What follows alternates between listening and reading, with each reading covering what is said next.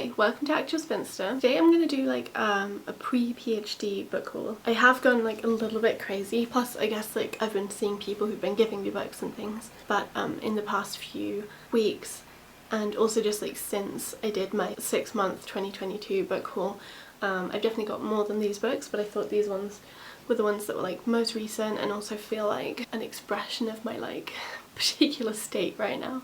Yeah, I'm going through them in like inverse chronological order, so I'll end with the most recent one that I've got. So first of all, there are 2 books that my friend who works in publishing got me for cheap, and then we didn't see each other for months.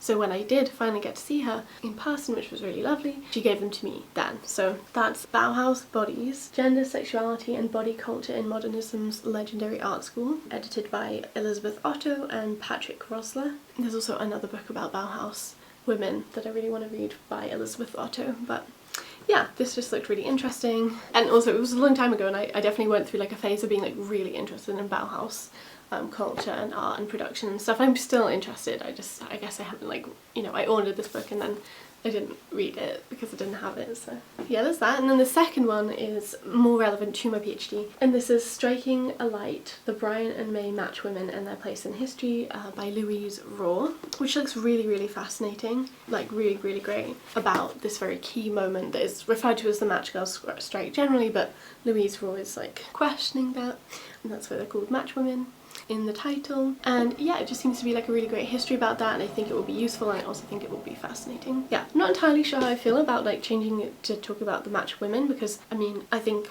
the majority of the people who went on strike were like, you know, teenage girls, and I don't think they necessarily have to be women to be taken seriously. But I obviously haven't read the book yet. Maybe that's incorrect anyway.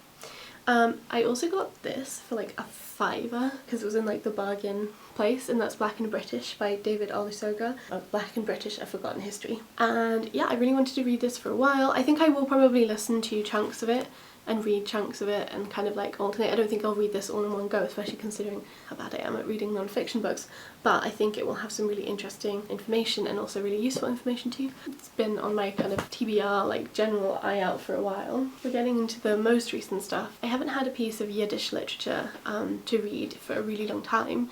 Partially just because like it takes places ages to like track down copies. I don't use Amazon, and I don't, you know, I try not to buy from like billionaires in general. Yeah, so anyway, so that does just mean like it takes me a while sometimes to like find books or copies or whatever, and so yeah, I haven't had a piece of Yiddish literature to read for a while, and I have read 3 this year, and like my aim was like between 3 and 6, so I kind of have completed my aim, but I'd like to keep reading. So one of those arrived, and that's Deborah by Esther Singer Kreitman, and this is the author whose brother, Isaac something Singer, Isaac Bashevis, and he wrote Yentl, which is like a really famous queer story in Yiddish. Yentl is like a really key figure for like queer Jewishness too, but I haven't read that yet. I mean, I think I probably will, but I wanted to kind of read, you know, like hear Esther's actual voice.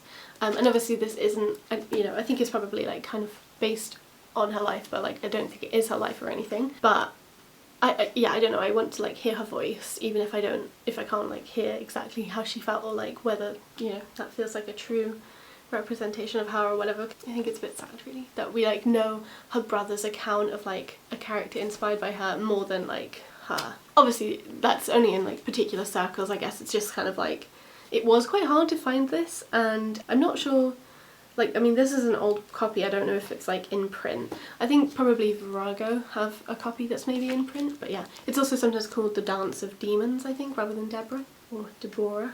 But yeah, there's that, very excited to read that. Then we have Dr. Edith Vane and the Hares of Crawley Hall by Suzette Mayer, which I talked about in a video ago, in like an academia kind of books video, books and shows.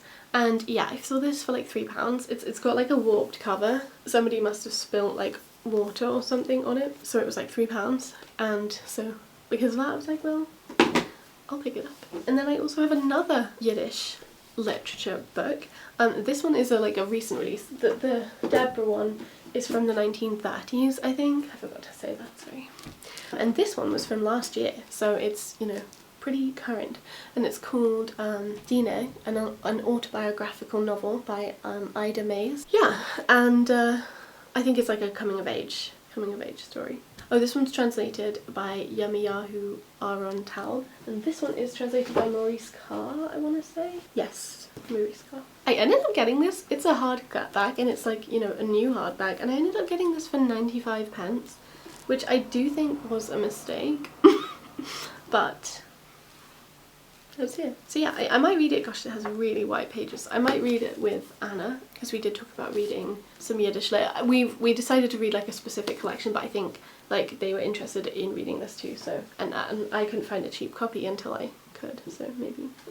And then this is the last one I have right now. I've got Anarchism in Northeast England, 1882 to 1992, written by the Tyneside Anarchist Archive. I'm interested in regional anarchist history. I also think this will be useful for my PhD, hopefully. And yeah, it just looks really nice, and it actually has like really easy to read font, and like even though it is quite chunky, like it doesn't seem that difficult to get through, so that's great. And obviously I can just read like the chapters that I feel like are most relevant, although obviously all of it seems pretty interesting. Yeah, I was sort of doing some research about like anarchism in the Northeast and in the North in general, and I came across the Tyneside Anarchist Archive, which obviously seemed pretty cool. So when I heard that they had a book, I was like, wow, that's great. Also, it feels like you're getting a big deal because it's £9 and it's for this like massive book, so yeah. So there we go. I'm actually also waiting on one more book, in which case, if it arrives like tomorrow, which hopefully it will, I will like add a clip of me talking about it like here, and if not, I will put a picture of it up here, and I'll talk to you about it properly like whenever. Cool, let me know if you've read any of these books, or if you're interested in reading them, or any other thoughts you've had, and I will talk to you when I next talk to you. Bye!